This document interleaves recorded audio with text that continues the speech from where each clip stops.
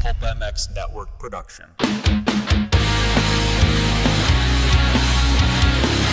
EVS Sports brings you a cheeky Brit and an American YouTube racing sensation weekly on the LVK More Than Moto podcast. Here's your hosts, Lewis Phillips and Kellen Brower. Welcome back, everybody, to the EVS Sports LVK More Than Moto podcast. I'm Kellen Brower, joined by Lewis Phillips, and we're back. It is December. We are a month away today from the opening round of the 2025 Monster Energy AMA Supercross Championship. We've had Feld Media Days. We've had a couple series kind of wrap up in between our last discussion, and obviously Arena Cross is hot in the streets right now, so there's actually some interesting topics to go over. And of course, as always, we're joined by our man Lewis Phillips to talk about these things. So how are you doing today, Lewis? Not too bad, Kellen. Congrats on your new announcement. Yeah, well, it hasn't set in yet, as they say. You know, we're I think that may be a bit dramatic, but okay. No, I'm just kidding. Yeah, no, I mean, we talked about it on Pulp a little bit. It looks like for me, the plan next year is to kind of be part of the Swap Moto crew. So I'm excited for that, and we'll be rivals. Well, you know the item that I put on your agenda? Yep, we'll make it happen. Okay. Weird that we both work for yellow companies. Why yellow? I don't know. Why is yellow so prominent in Moto? I don't know. I mean, I went this year. I went from, would you call Racer X like red? No, it's hard. I've for some reason I have thought about this before, and it's really hard. It's red blue 50-50. Okay, so I went from America, Racer X, red and blue, or France, to green to yellow. Yeah, so I'm all over the place. I swear you're missing one. I mean, verb blue, start assistance green. Yeah. Anyway, so riveting. yeah, riveting stuff. Great discourse to start our podcast here today. But no, I'm glad you're well. Did not get to see you last week at Feld Media Days. I did not get the invite, and you also did not come see me, even though we were in the same state, only about an hour away. But that's okay. I know you're busy. Honestly, those were probably the busiest days I've ever had in my life. I know it's a lot, right? Like the schedule that they give out for you guys is kind of gnarly. Like relentless is the best way to put it. Like it was just like it was like a factory of riders. Just the conveyor belt was like, and it was funny. You could tell the difference. I thought like up until the lunch break, which on the second day was only 7 minutes, which gives you an idea of the relentlessness. Up until the lunch break, I felt like you could hear from all of the media some pep. And then after the lunch break, you could tell the questions, the enthusiasm in the voice was starting to wane, and it was questionable. Tiring. Yeah, this is the first year that they kind of really did it for like the media as a whole. I guess part of the test run that they did last year. I went with Dan Beaver from NBC Sports, and they had us in our own little room. And last year we were kind of like, I don't know, the redheaded stepchild of the whole thing. Like they didn't really, like some athletes just skipped us and stuff like that. Did it feel like it was very much, no, these guys have to be here, everyone come through this room kind of thing? Yeah, everyone came through except for Ferrandis and Hammaker, but that was because they were the last people each day, and we were like overrunning, and like instead of Ferrandis we had Mike Mewey, and instead of Hammaker we had Ken Adelson. So they took it seriously. Like they very much. Wanted like we had 20 minutes with Jason Anderson. Yeah. When does that, like, you would not expect that to happen? Mm-hmm. And yeah, I can't think there wasn't a single rider who didn't show up. And I said this to everyone. I was kind of concerned at first that the riders didn't realize they were interviews, because they were open and relaxed, and it was like, you do realize this is. Well, that's just the we've kind of talked about this before with press days, that when the riders are there to do their job, which is to ride and to get, acclimated to the track or qualify or whatever, they're much more focused on other things. And when you can pull them away from that environment and there's no riding, there's no expectation, in general, they are more informative and more relaxed, like you just said, right? So. Sorry, like pirate speak. They do be. Is that they pirate? Do be. Is that pirate? They do be. Yeah, tripping over my own words. But yeah, like a very good interview. I think that with that in mind, it's kind of important, I think, to have more opportunities like that to get the athletes kind of, more open off the cuff kind of that way instead of so Is this a focused. topic? Are we in? No. Oh. I just, in general, like, don't you think that like you probably got more information than you expected from that, I would assume. Yes, like that. Obviously none of us really get to talk to Anderson. I feel so informed about Jason Anderson. Yeah, I saw you wrote a whole piece about it. Yeah, so. because it was like a privilege to talk about Jason Anderson with actual information. Yeah. Malcolm was revealing. Webb was amazing. Ryder D was good. Barsha had some good stuff. Honestly, there was so much. The biggest issue with it is there was so much information that even now, a week on, I'm struggling to like compartmentalize. This rider said this will be good. Like, it's really, I've got 39 interviews recorded, all of which are an average of, say, 19 minutes. Well, and you know what I think is the good part about it is, if I know that from some people that certain members of the media going where like it's not going to be exclusive, it's going to be a free for all and stuff like that. Listen, but I feel in general there was not like this everybody got the same information kind of thing. You guys posted a certain videos at Vital, Racer X posted certain stories and videos, Swap, like everybody was kind of all over the board. Can we just make this for first topic and keep talking about this? Yeah, okay, sure. We do actually have a on-screen graphic for our first topic today, so now we have a timer on the screen. Well, now the timer's way off. Yeah, but that's okay. So this happened. First day, the head of PR for Feld, who I presume he must be, I think his name was Sam, but seeing as he's the head of PR for Feld, he must be like Sean Brennan's boss, presumably. Yeah. Don't know. Makes sense. I didn't really. I just thought Sean Brennan was the boss of everything in life. No, because they have Monster Jam and Disney on Ice, and so he came in and said, "What do you all think? Like, this is the first time we've done this," and that came up, the whole exclusive thing, and I'm not very good in those settings. Like, it takes everyone knows I don't really ask questions in press conference, just because speaking out in a group isn't like. I don't know, just everyone has their things. Like, I'm much more comfortable one-to-one than I am like interjecting in a group. I had to speak up.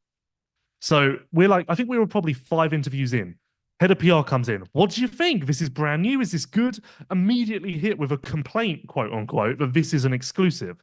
So in my head, I'm like, this is going to blow it for us. Like, we're never going to get this again. Mm-hmm. So I was like, well, no, like, there's so much information here. It's technically exclusive because it depends what you do with it. You've got to take this quote, take this paragraph, take this excerpt, and mold it into whatever bit of content you can come up with. Sure, if we all just rip the video and upload it to YouTube, we're all duplicating, but that isn't media. And I think I pissed some people off by saying that. But I felt like it was the right thing to say because I didn't want this Feld man, who isn't a Supercross guy per se, to go away and go, oh, they hated it. Let's not do it again. Yeah, right. But so I think I pissed some people off. But it's true. Like, to your point, so that Anderson story I wrote probably used a minute of audio from a 20-minute interview. Right. So like, I can do 20 more Anderson stories and they will be unique because they're crafted in a unique way.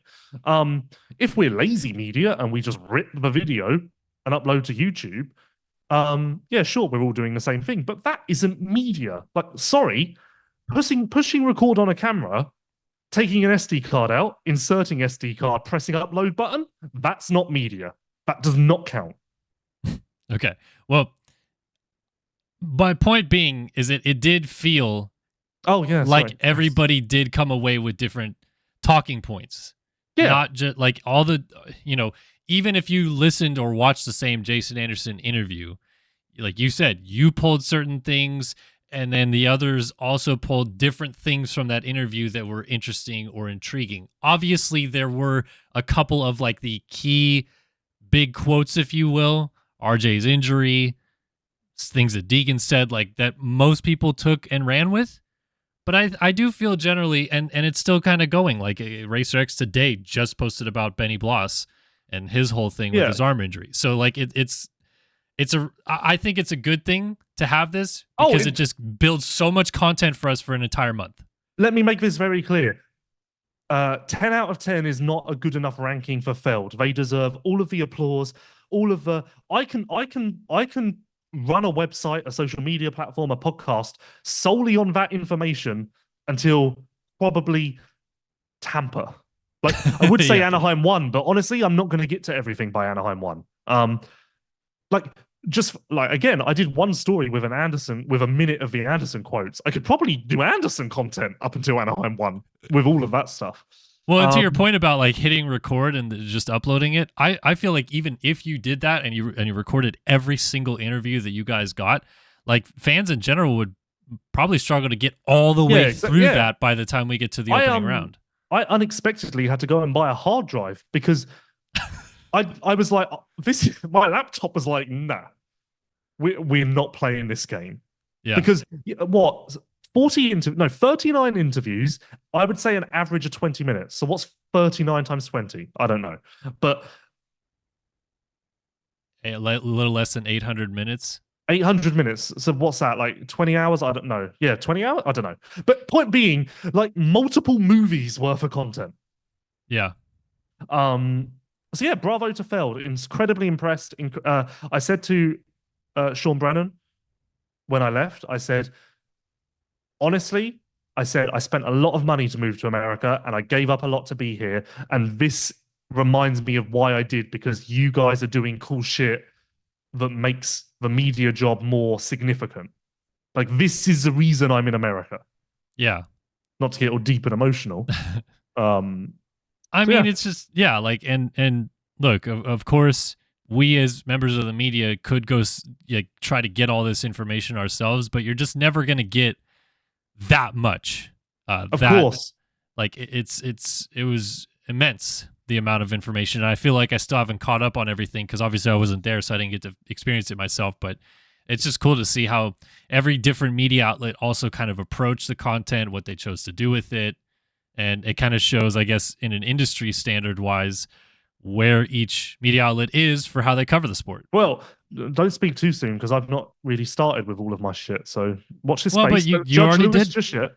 You already did have a big Anderson story, and you guys did pull out the Deegan thing, and that did quite well. So like you're choosing to, and I feel like people is going to take me saying this as like construct the narrative ourselves, but you're choosing to make the stories that really have the most juice kind of be the points of emphasis from this. And that is what media is in other sports. You take the one line and that's your narrative that you then discuss, break down, analyze, you run with that. You don't just go, and here's a 5-minute interview with Lewis Hamilton. Enjoy. You go, Lewis Hamilton said this to us for 15 seconds. Let's workshop this. Let's talk about what so hopefully it's a step to making it a better media experience for the fans as well. We have less than a minute of time here. In fact, we only have about 30 seconds. But I did want to ask, of all the things that you heard that week, was there one thing that is still like it's in the back of your brain, like, wow, that, we got to think about that more. We got to talk about that more kind of thing? No, but some narratives that I'm like, okay, I need to view that rider differently. Or again, off the top of my head, Webb was really good. I had a specific line of questioning with Craig that I got to, so I was quite happy to get that content. Barsha, again, there was a very specific minute where there was really interesting information that I wanted and I got, so I'm happy that came from it. Do you want me to list the riders who were the worst, or should we not do that? No, you don't need to. You don't need to grab a shovel and start digging a grave. Lewis. It's okay. But of course, media days, it's all so positive. But of course, the anvil had to fall on Cowie PR. the day when it could have all gone so right. Is this going to be topic 2? We haven't even read sponsors yet. I haven't done any of my topics yet. But you want to go to topic 2 now with them? Wait, is that actually one of your topics? No. But I was just mute. I wanted to leave it there, but just funny. But it all went so right, except for the anvil that just cannot not fall on Cowie PR. And for those of you that like aren't as up to date on what that means, Jorge Prado was not at Feld Media Days because he crashed, I believe, Monday before, right? Wednesday, Monday. So and as they say, hit his head. He's okay. They don't say that. No, I'm not saying they. Like the news out there is he's hit his head and he's okay. But Cowie, radio silence, no information. I'm assuming the PR guy was there. Did he? There were 3 PR people there. No information from Cowie. Okay. Sean Brennan obviously came in and went, change to the schedule, no Prado. So I immediately raise some eyebrows. I know. I picked up my phone and went, "What did you do?" Because like the only reason you're not showing up is you're hurt. So I just literally picked up my phone, texted him, and was like, "You're not coming. What happened?" You know, yeah. like but again, it's so obvious. That's so dumb for this sport. Like, yes, most other sports, it's not like, "Hey, star MLB player, what happened? Why are you not on the field right now?" or whatever. Yes. You know what I mean? So anyway, we don't need to deep dive this, but yeah, that happened. Did you like what we said on Pulp about it? I don't know if you got there yet, but I would have liked you. I feel like this is very much I am the man waving the flag. Dare I say that if Lewis had not come to America, these rants would not be happening. Fair? I feel like I'm the birth giver to these rants. I was the first man to speak up so the rest of you could run. So maybe I would have liked a little Lewis would like to be here for this. Okay, well, the credit is where it in is memory of Lewis. You have been beating this drum for a while, but I share your sentiments with it in that it is a large problem that needs fixing with how they parlay information to us in the media or to the public. So, did you like my meme? I thought that was superb. I didn't see it. What do you mean? Go on Twitter in a bit. Okay, great, fantastic. You know the meme of the guy who's trying to decide what button to push? Oh, yes, I did see that. Yeah, that was good. Art. It was art. It was cinema. It was cinema. You wanted cinema, you got cinema. I made Congratulations, cinema. Liz. You made it. Okay, so let's get into the main grunt of the show now that we've covered Feld Media Days. Before we do that, big thanks, of course, to the sponsors that back the show.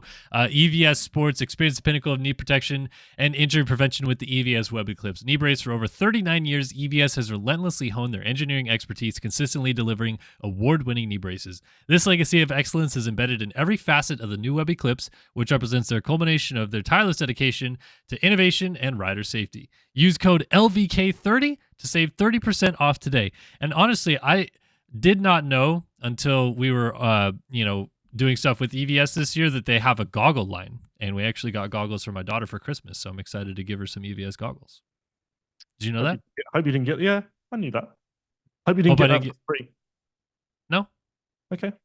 Okay. I want to make sure that you're A, supporting the sponsors, and B, not cheaping out on Christmas presents. Support the people that support the sport. A lot of S's there. Yep.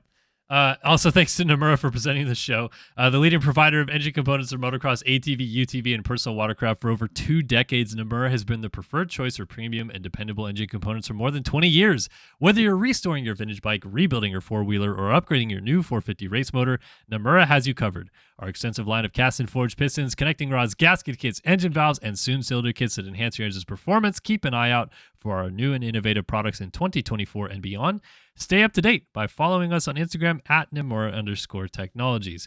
And Racetech, we have a Racetech fan topic that I'm going to kick off my topics with today. So for 40 years, Racetech has been supplying the motorcycle industry with high-quality suspension components made right here in the USA. From modern to vintage, Racetech is your go-to source for suspension performance. Here is my Racetech fan topic, Lewis. I pulled it right from the tweets that we sent out a little bit ago. What's up? Quick note. Obviously, we've just done one topic. If you would like to do all of your topics, feel free, and I will drop one of mine. I'm good either way. Okay. Well, just run through all of yours, and we'll see if I veto or not. Okay. So here's my first topic. Fan question coming in from @Aiden Irvin. Let's get our 7 minutes on the clock here. So he says, with the influx of manufacturers coming out with new motocross models, I feel that the sport cannot support all the different brands at the highest level. What number of manufacturers do you think is the sweet spot for representation at a premier supercross race? He says 7. That's kind of what we have been at, with obviously KTM having 3 brands and then all the Japanese models. And now there's obviously Triumph and Beta and Ducati's coming soon. So we're pushing the envelope of saturation in the market, if you will. But to the initial, way that he has asked this question, do you think there is such thing as too many manufacturers in the sport. Yeah, I would say that after Ducati come, we are pushing it. Maybe I think when we get to Ducati, whatever number that is, 10? I'm not 9. I don't know. Depends if you count Suzuki, I guess. Well, you don't? Barely, They're on the track. Barely, They have a team. barely. Okay, gosh.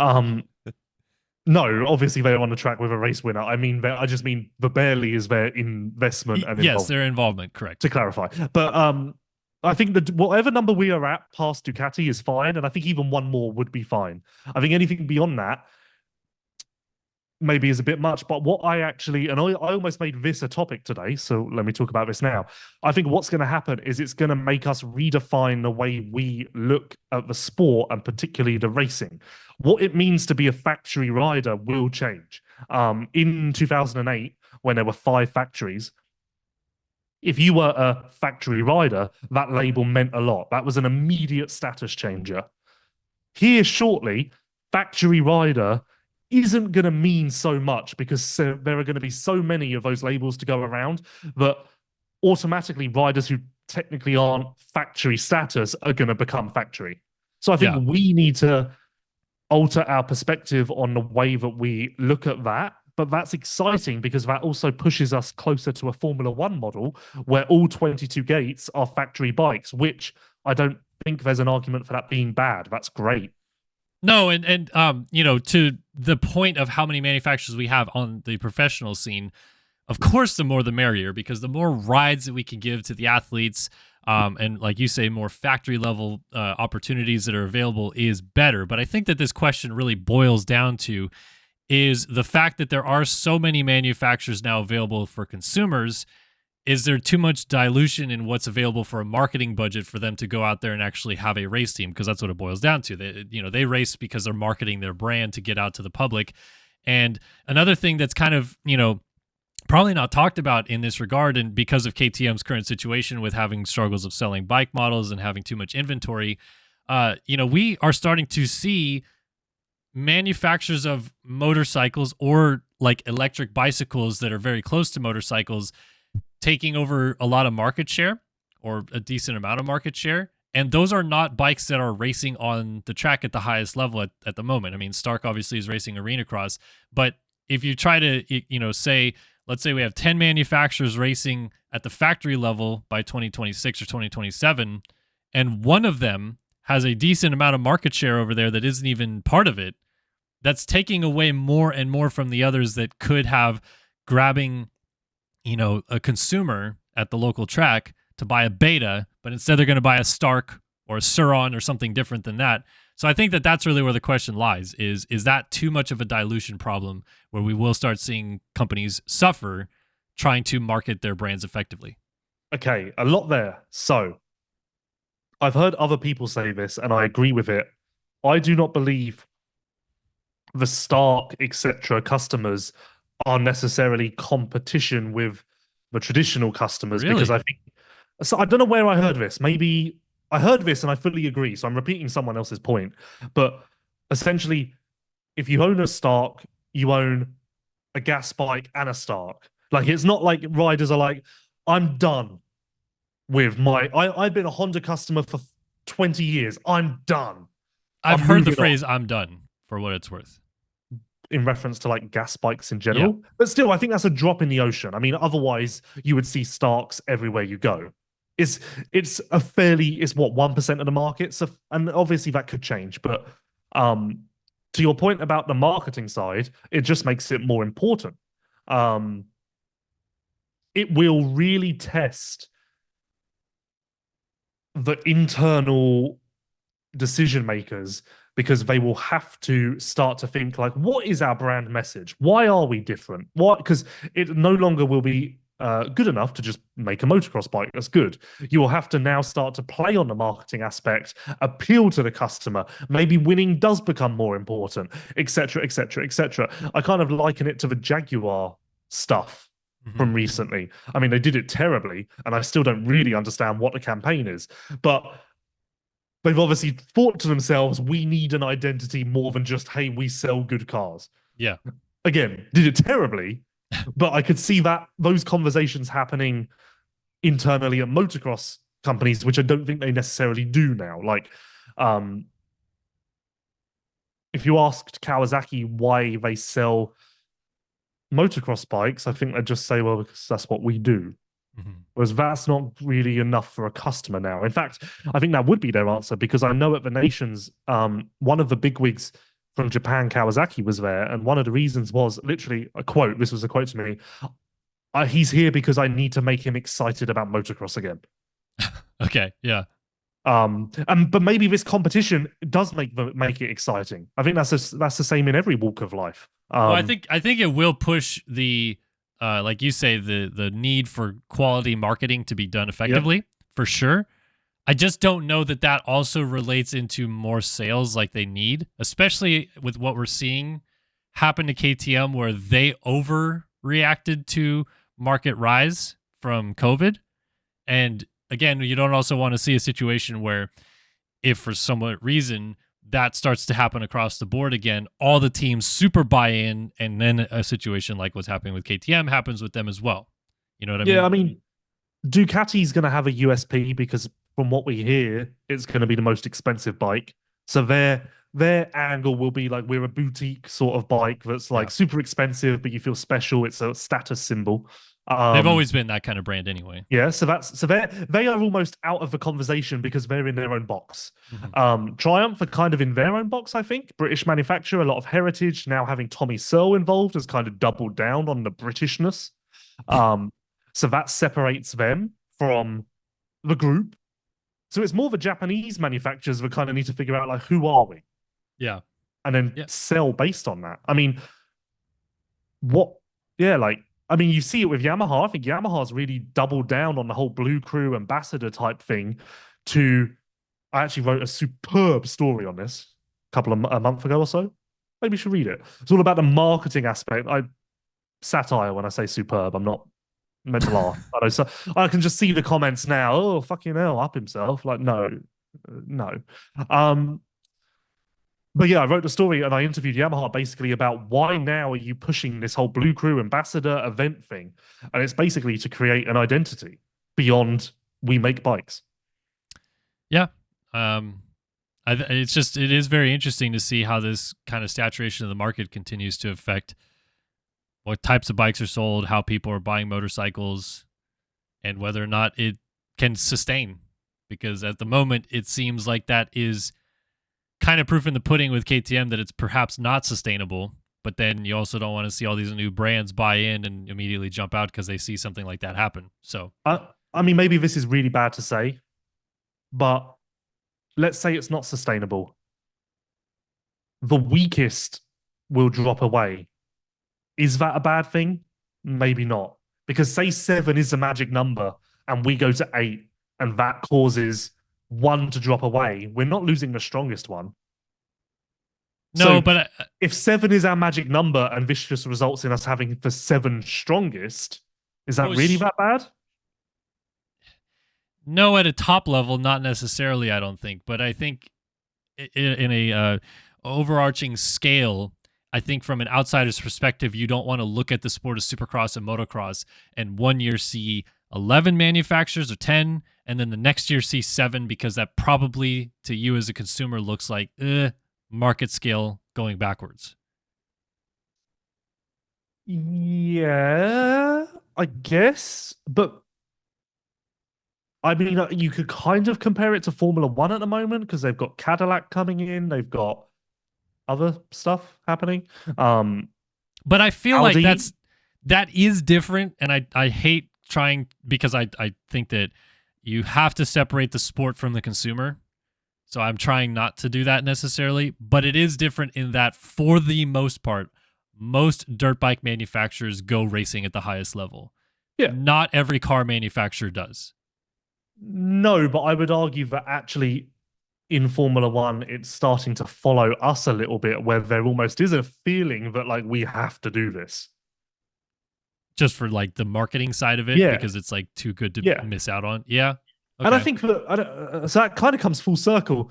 So if these car manufacturers feel that the marketing is invaluable and they have to do it, our manufacturers should take advantage of the situation they're already involved in. Yeah.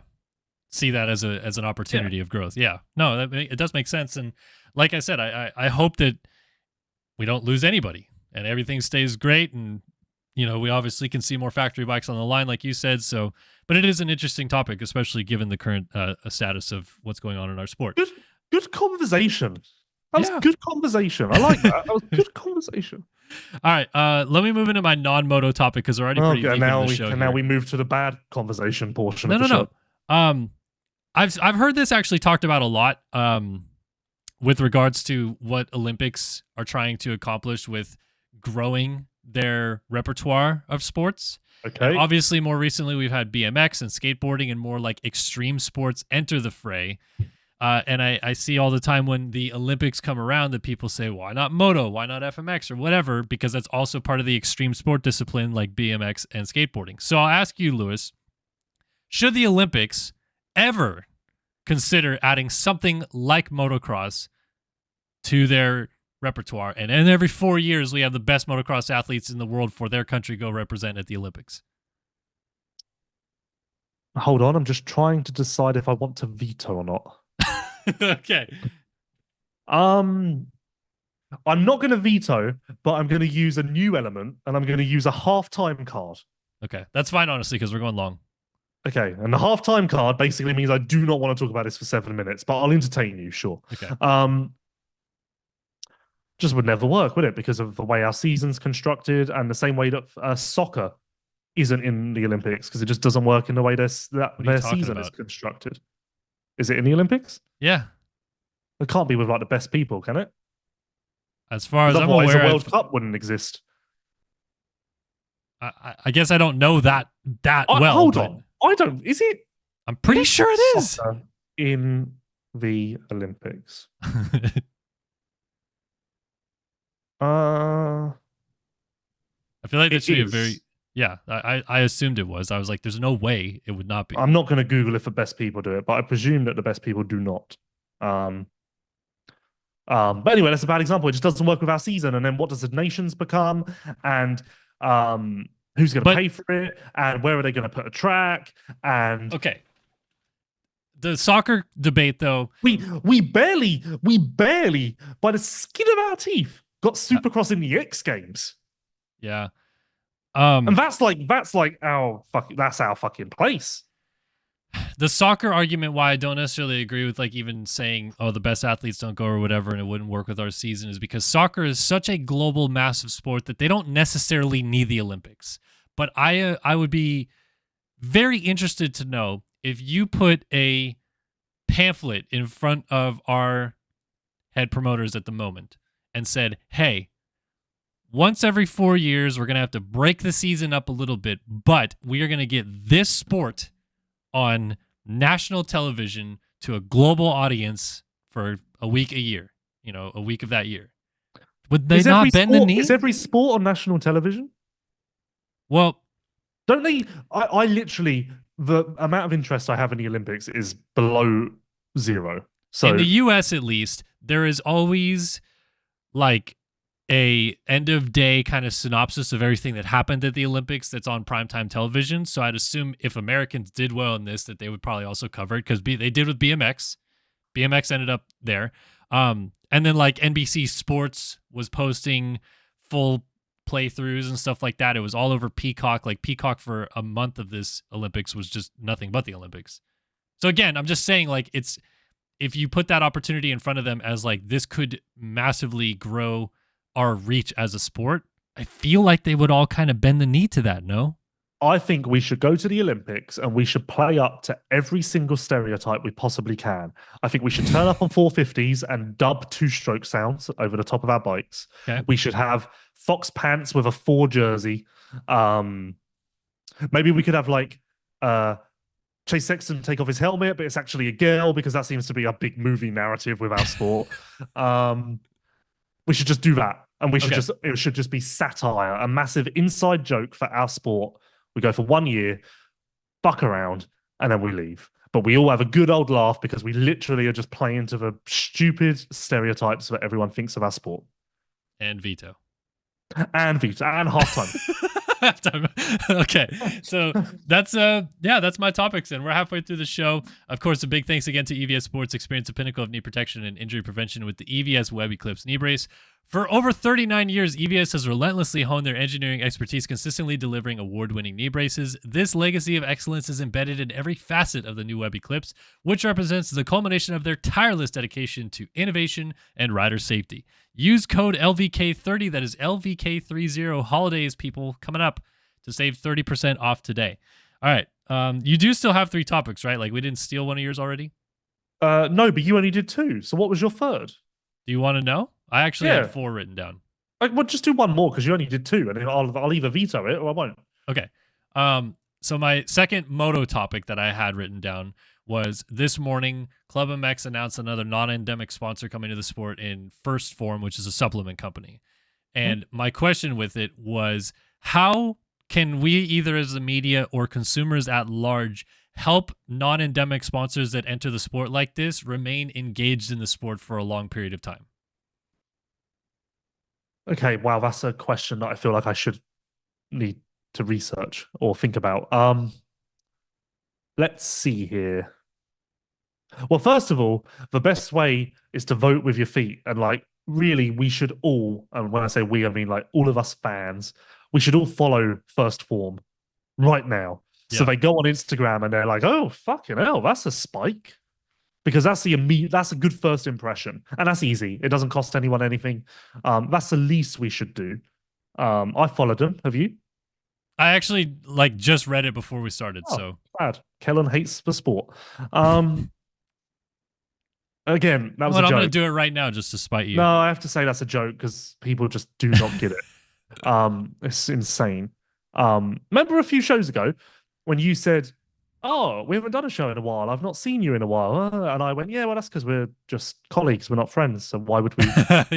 Literally, comment was like, starting the show by pointing out you're not friends. It's like, mate, you absolute fucking idiot. But how thick do you have to be? Anyway, what were we talking about? First Form, following them on Instagram. Yep. Vote with your feet. Easy. Free. Now your turn. You can. What's our next step? I just think in general you have to, and it kind of falls on the shoulder of club a little bit to market it effectively to the people of this sport of why they should be interested in this in the first place. I don't know anything about the supplement market, and I don't pretend to. But if there is a good reason as to why motocross people should take this, I think that falls on club to maybe explain stuff like that. But also in general, does it not make sense for us to a little bit to be like, hey, that thing is pretty cool. Like, what is it? What is this even? Like, this sponsor is now part of our sport. What is it? How do we understand this better? What's just sprung to mind is maybe clubs should have called maybe this isn't even a big deal. Maybe it's like just a logo and some products. I don't know. Maybe it's a massive money deal. Who knows? But if it really is significant, they probably should have rung like each media and been like, hey, this is being announced next week. We need to get this everywhere. Like, do you want to interview us about how we got it or, blah, blah, blah. Because I'm just thinking, I would be quite interested to know how they got the deal. So if it is a story, we could do that story. But it would have been cool to have that ready for when it drops. Hard though, isn't it? Because, and I'll probably get hate for this, especially from you. Okay. The Club MX riders they've lost some personality. Excuse me, sir. That's what I said from you. Phil's gone, so that's like a major marketing loss. So there's almost a more significant challenge, which is to hey, you loved Phil Nicoletti, now you should love Maximus Voland, and here's why. And maybe this could be your 5th job of the year. Yeah. No, but I think all these sponsors that come in from the outside, and honestly even moto sponsors inside the sport, when they choose to advertise with Vital or Swap or whatever, I think in general want to see a return on their investment. So if you're a sponsor like First Form coming into the sport, you're spending X amount of dollars, you would like to, in some shape or form, be able to see that number almost come back to you and new customers and stuff like that. And I don't know of a way that necessarily the media could, push that along necessarily. But I do think it comes back to information about who they are, what they're about. No, but as dumb as it sounds, like I think we all, because we're all in our bubble, we look at our websites and are like, oh, that's just whatever. But to this company, like if they get a link from Racer X, they don't know how big Racer X is. In their mind, that's just for ESPN of our sport. So they're like, this is incredible coverage. Whereas I think we're maybe a bit pessimistic and we're like, well, we're all just motocross media, so what do we really matter? But to them, if they're people not watching this show think the same thing, probably. Yeah, so. That'll be in the comments too.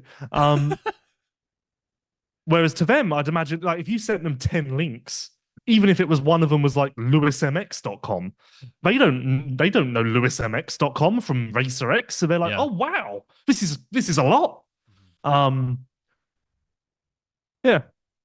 Well, I mean, we don't have to go the full time on this. I was just kind of curious on if you had like a grandiose idea, since you are business with Lewis, on why we can make these sponsors actually matter more to the sport. Like if I do business with Lewis, I'm just going to piss people off, because anytime Lewis seems to... People are asking for it, bro. Yeah, but people, I'm suppressed. You're suppressed. I'm suppressed.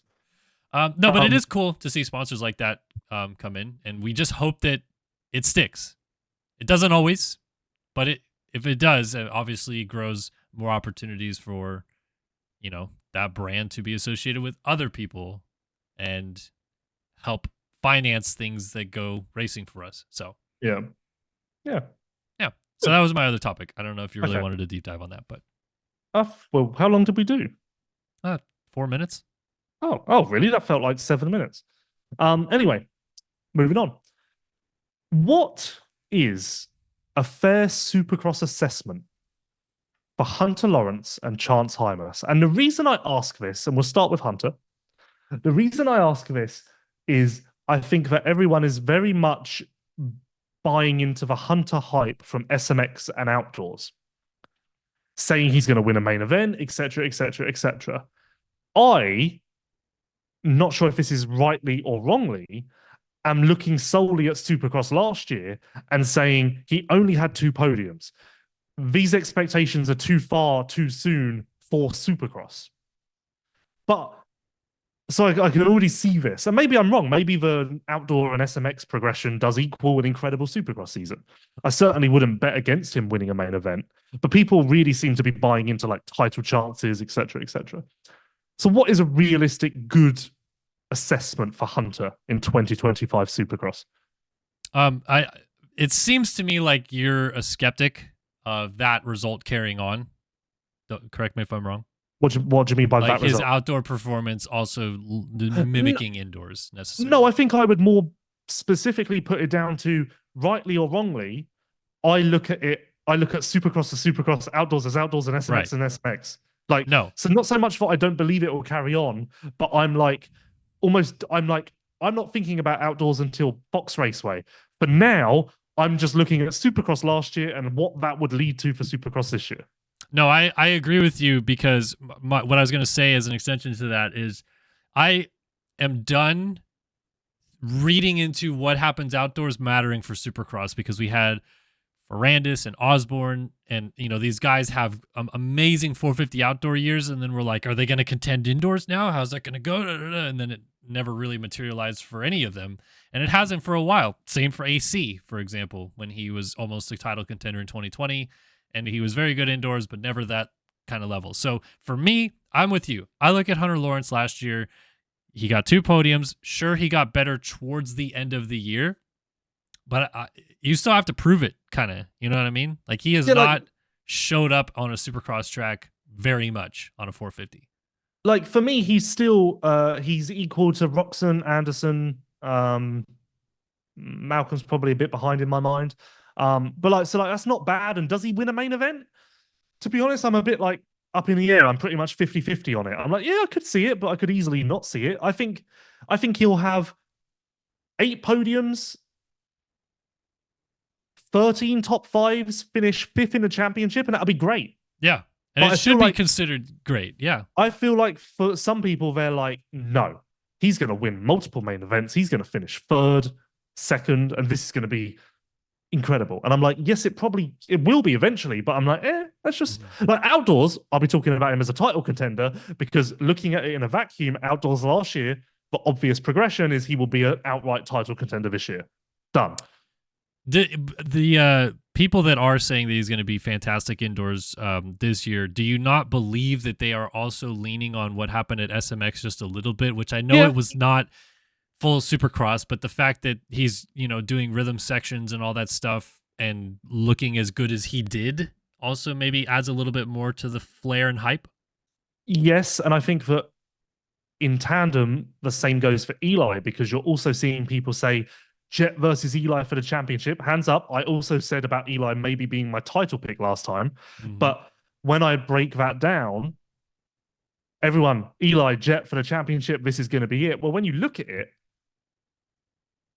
Eli was great at SMX. That's what's leading that. But if you compare it to Supercross last year, Eli arguably has more to prove than Jet, Chase, or Webb. Like, even Chase, as much as we criticize and he criticizes his Supercross season last year, he beat Eli. But yet, we're now like Eli and Jet. It's Eli and Jet, and it's like, and then that's not even factoring Webb, who was above Chase and Eli. So it's all SMX recency bias, isn't it? And I guess it is slightly more relevant than outdoors. Slightly, maybe a little. I mean, more than slightly. I'd say it's significantly more relevant than outdoors, but still, I weigh Supercross for Supercross. Yeah. I mean, like I said, I just generally think that we read too much into someone having a terrific outdoor season and it automatically will result in success in Supercross because it is different. And on top of that, you end outdoors and have a lengthy break. Now, a couple guys haven't. Hunter Lawrence has kept racing. Eli Tomac has kept racing. But for the most part, a lot of guys take time off, and getting built back up to that same level that you were at the end of outdoors isn't as easy as just snapping your fingers and you're ready to go at that level again at Anaheim 1. So there's plenty of variables to say that Hunter Lawrence will not be what we saw outdoors. And I would say that you're right. I think that we should expect him to have very good rides, be a top 5 contender regularly. But I don't think it's fair to immediately say he's going to be a title contender and or winner. Yeah, and the crux of this is, like you said, what we saw outdoors. What we saw outdoors is such a ridiculously high bar. That's the issue here. Right. It's such a ridiculously high bar that when you compare Supercross 2024 to what that bar is, the gulf is insane. So, yeah, and then the other rider, Chance Hymas, and I'm on the other end of the spectrum of this. I was really impressed by Hymas's raw speed in Supercross last year. And then I was running through his career yesterday, and I was shocked. And I actually feel like I want to double check this, so tell me if you think this is wrong. Okay. But as far as I could see, he has one top 5 in Supercross. Yeah, that makes sense. It was... But again, this is where I'm on the other end of this. Huh? Philly. I'm out. Oh, okay. But this is where I'm literally now on the complete other end of the argument, because I'm so impressed by Chance outdoors, so impressed by him, his raw speed in Supercross last year, that I'm like, that's impossible. Chance Hymas is going to be a Supercross champion. How can he be entering with one top 5? That's wrong. So I'm now on the other end of the spectrum, but crucially still on the spectrum. Wondered if you pick up on that. Yeah. No, but maybe that's the 250 element. I was gonna say, I think 250 class is different because if the cream rises to the top, I feel like in a different way in the 250 class. 450 has ebbs and flows. 250s, it's like you're a leader, you're not kind of thing, and that makes a massive difference for even graduating to the 450 class in the first place. So I think Hymas outdoors this year found gear 3 or 4 or whatever, if you want to call it that, of his own ability. And I think that will retain much better indoors moving forward. But I also do remain skeptical just because he's going through a major surgery, coming off of injury. It's not going to be as cut and dry as him getting back to the level that he was outdoors either. But I do think that, generally speaking, his confidence will carry him to better results right away. Yeah, and I guess yeah, the 250 class lends itself to more drastic swings, but also he's so young that the progress is going to be more rapid. Whereas Hunter is now at a point where he's fine tuning.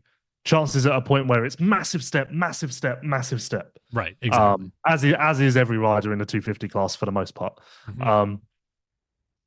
Yeah, how much time have we got left? That you just ended right now. Oh, well, good work. So I think this is the final time we're going to do this. Oh boy. So enjoy it, because I don't know if people like it, and I think it comes across wrong. The stat game. Oh, wait, I thought you said it. People were loving it, so now we're one show later. It's not that I've seen people say bad things, but I know how these bloody people work. They think I feel this. They think that by me asking you these questions, I'm trying to put you down. Yeah. And I'm trying to be like, Kellen, look, but like this is all stuff I just sat down and fucking added up like a.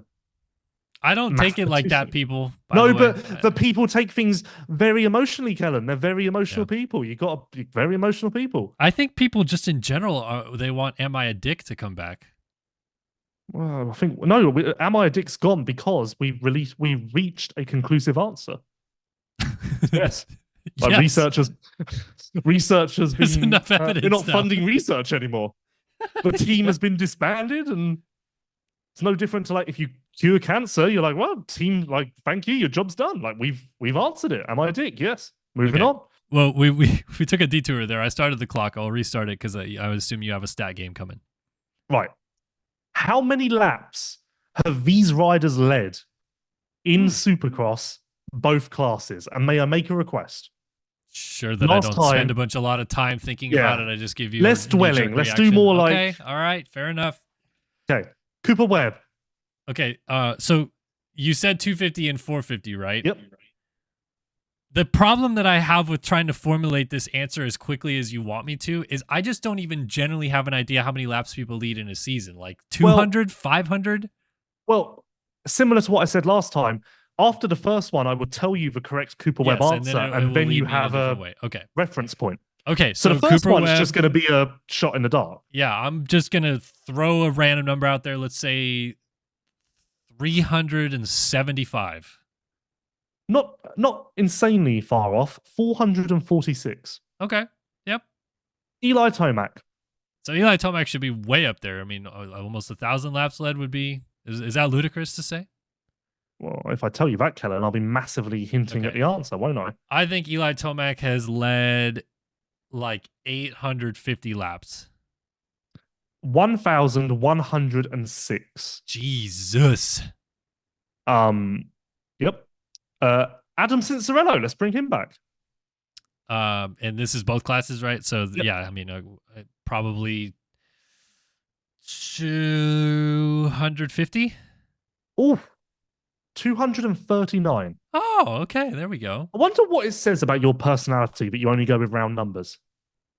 Do you want me to start saying random numbers? Because then the one time I say a random number, it'll be like, oh, you should have said exactly 300. That's exactly. Well, we've not had a round number yet, so let's can we throw caution to the wind a little bit? Yeah, let's do it. Why not? Okay. Jet Lawrence. Maybe right around Webb. Honestly, let's go 318.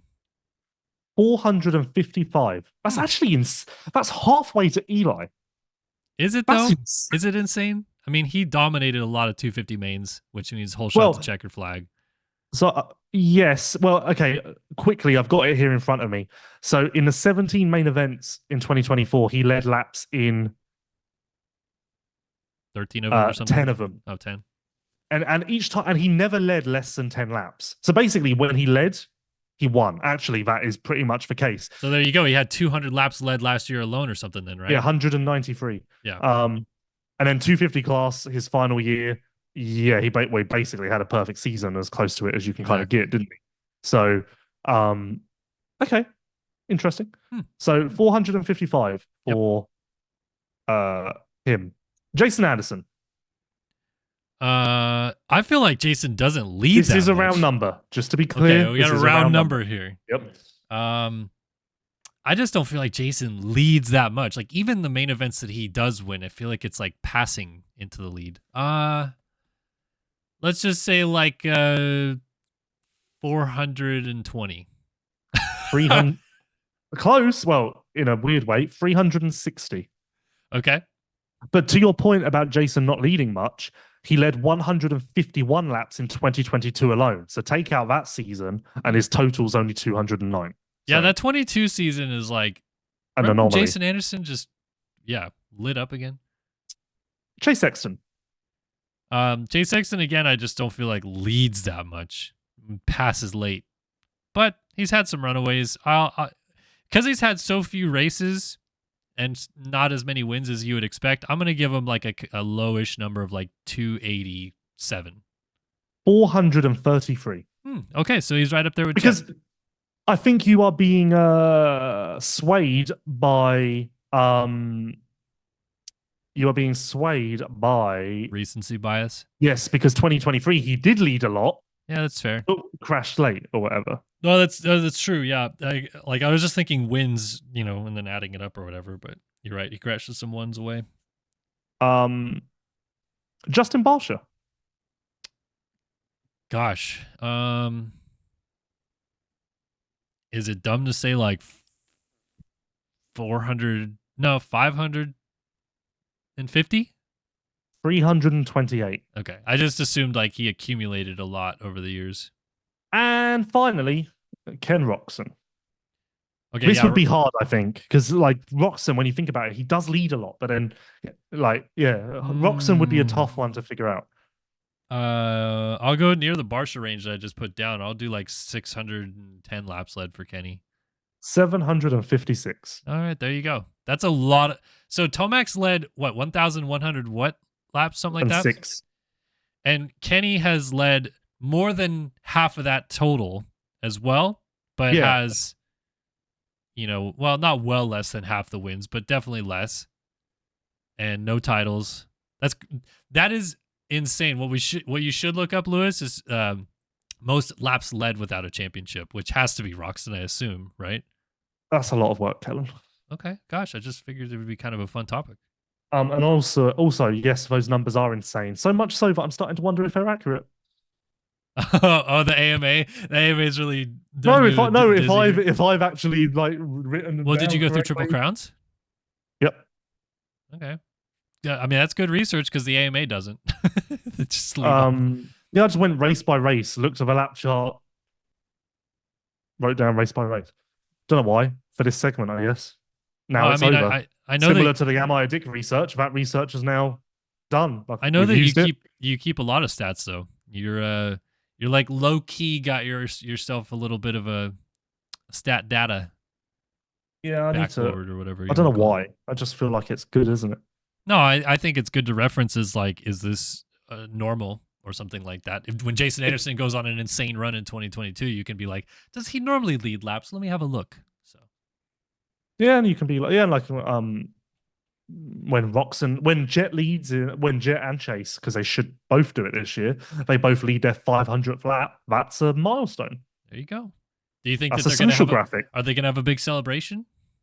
I probably will try and do that, but that's a social. Oh, you will. Graphic. Okay, yeah. That's what media. That's kind of new age media, isn't it? The reason I did this is because that's a social graphic. Yeah, it is. You're right. That's kind of what new age media is. Like you've got to play to that sort of stuff. 100% though. 100%. If you are the person that says like, "Hey, this guy's led this many laps now," you will have people. What? I know what you're going to say, and I agree. Yeah, people will be like, "Well, actually, this thing that I went through and I looked at this," and like people would just immediately try to poke holes in it. Or they'll just go, "No, yeah, that's incorrect." Right. So slight issue. Hit me. I don't have a third topic written down. That's okay. We've gone just about an hour today, sir. We've had a good show already. So Saved by the bell. Yeah, good one. You gotta start coming more prepared, sir. I had 4 topics today, so I don't know where that's gone. To be honest, normally it is off season. Fly by the seat of my pants and just take one up, but it is off season, so we are, we're dragging a little bit, but we are a month away. So like the countdown is truly on. And we've been renewed for 2025, I believe. Oh yeah, Is it we're official? coming back. Yeah, we're Yeah, coming we're coming back. back. We have to compete Yep. now against Steve and DB. Yeah, I'm not sure how I feel about that. And is this like a Formula One Red Bull situation where they have like the top team and the small team? Like, Are we is now it racing possible? bulls? Yes, like is it possible that halfway through the season one of us could get promoted to that podcast and one of them could be demoted to this podcast?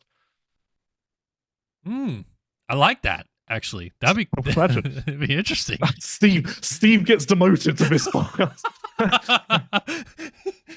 Oh, that'd be hilarious. No, yeah, we're coming back in 2025. We're not going anywhere. And I think we're gonna have some more like fun segments to do and stuff too. So, should we overhaul the show? I mean, this has been year one. Should we ask people what they like and don't like? And obviously, the people that say me, I'm not. I've also been renewed, so fuck off. But, yeah, I feel like we should ask people. Like, I feel like we're open to changes, aren't we?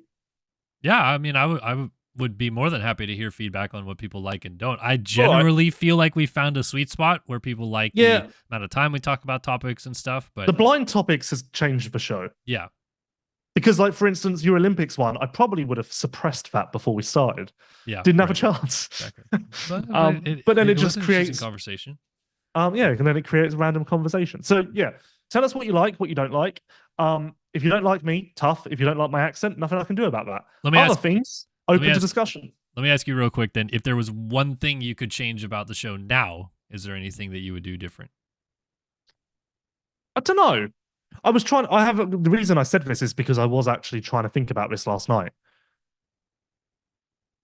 Maybe I was thinking maybe like more topics but shorter, or maybe like we each get 1 7-minute topic and then 3 4-minute topics. And then I was thinking maybe like the topics could be themed, so we each have to bring a current topic, a past topic, or a stat, like, I don't know. I was just thinking of gimmicks really, and like elements, and you know what we should consider doing just for audience retention is we should consider having like a end of show rumor powwow. Oh, what? Just talk shit? Well, just like say like, I've heard this. Have you heard this kind of thing? Well, perfect opportunity to start this. It was just announced that Ben Watson has re-signed with Beta. Okay, so we're all on the edge of our seat of that. That retentions, yeah. we are retenting. Millville, 4-5 at Millville. Yep, great. Is he happy then? Bike's good, everything's great. More bottom end. More bottom. That's all end. we wanted. And Benny has more bottom end as well. Is he back with FXR as well? I believe so. All right, there you go. Ben Watson. Is he riding again? Actually, I didn't know that. Okay, there we go. So the Ben Watson as of update. like 3 weeks ago. Plenty. I'm happy that your friend is doing well. All your friends are riding again. We had Jonas off the bike for a while. Ben's back. Not one of my friends isn't riding. Oh yeah, sorry. Yeah, apologies. Have they actually said that he's? No, that's a secret. Okay. I was told that this will never become public knowledge. Wow, interesting. Okay, so Lewis even just saying it in the first place. What? No, who knows what my friends? I have lots of friends. You have lots of friends, certainly. You mean as in telling you? Just saying it in general. Like even if people can decipher who you're talking about. Well, no, the problem again with media and the PRs and all that stuff like that is now that people are going to take that and run with a rumor. What rumor? I literally just said a friend. I have friends who aren't professional riders. I understand that. People are going to be like, "Who's hurt?" Lewis said someone's hurt on the podcast. Oh, no, it's just my friend Fred in England. Yeah, there you go. He races locally. He's not back on the bike yet. We hope for the best. Is it like an uncle, Fred Phillips? No, just a friend. Okay. He's not back on the bike yet, but he's open to be back next week. So, all right, cool. Yeah, that was a fun show though, Lewis. I'm happy that I got to chat with you today, good sir. Also, I'm now in my 4th hour of podcasting today because I did a podcast with Adam Wheeler where we went into the DeLorean. The DeLorean? No. What's a DeLorean? You mean the thing that like to go back in time? What's the Back to the Future car called? Yeah, DeLorean. Oh, well, look, Lewis and pop culture. Went in a DeLorean, went back to 2008, and we talked riders on PEDs. We talked contracts. We talked who was an arsehole to who. And let me tell you, it was the most fun I've ever had on a podcast. And if you are a fan of the sport, you will enjoy it. So although the title may put you off, give it a chance because you will be in. Because there was one point halfway through the podcast where I was so in, but it was my turn to talk. And I didn't know what to say because I was so in. So I just went, I just want to give us all the awards. This podcast is amazing. I just went, we win all the awards. This is amazing. I'm so happy. So yeah, please give that a chance. And I genuinely think everyone will really enjoy it and learn some stuff. Like, for instance, so we did 2008 MXGP. Strybos was dropped by Suzuki at the end of 2007. And Adam Wheeler said that the rumor at the time was that he was being a bit of an arsehole to Suzuki. So I text Strybos live on the air and said, were you an arsehole to Suzuki? And of course, because it was 16 years ago, we got all the gossip, other bikes he tried. I wanted to sign for this team, but I was scared that they weren't going to pay me. So then I said to Wheeler, like, what, this team wasn't paying? And he was like, no, they weren't paying this And it's like, it's all out there. Amazing. Oh, giddy. Well, tune in, people. Vital MX podcast feed. Get it while it's hot. But also, yeah, stick around here and keep listening because we're definitely going to have another show before season begins. Yeah. Maybe a few. We'll do one next week, won't we? Or something like that. Yeah. Whenever you want to talk, Lewis. I'm game. Right. Well, okay, right. Good. Well, appreciate everyone tuning in. Of course, thanks to EVS, Nomura, and Racetech for backing the show. And yeah, we'll catch you guys very soon to talk a little bit more than Moto. And even more Moto on top of that. So, okay, we'll see you guys soon. Bye.